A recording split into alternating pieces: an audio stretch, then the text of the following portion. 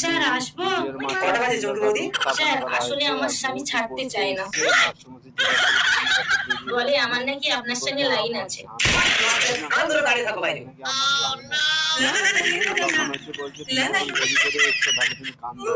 এই বুড়ি, তুই বমি করছিস কেন? স্যার বিয়ের আগে পেটে বাচ্চা ধরে কুটি এখন নতুন ইতিহাস পড়তে চায়। ওটা কোনো ইতিহাস নয়, ওটা উপহাস।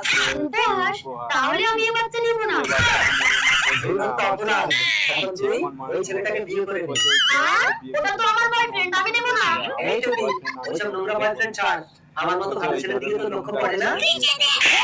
আমাকে আর প্রাইভেট পড়াতে হবে না। আরে আমি তো এমনি বোঝাচ্ছিলাম। এমনি বোঝাচ্ছ?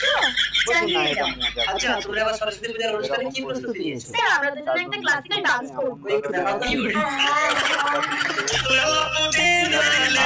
Puddina,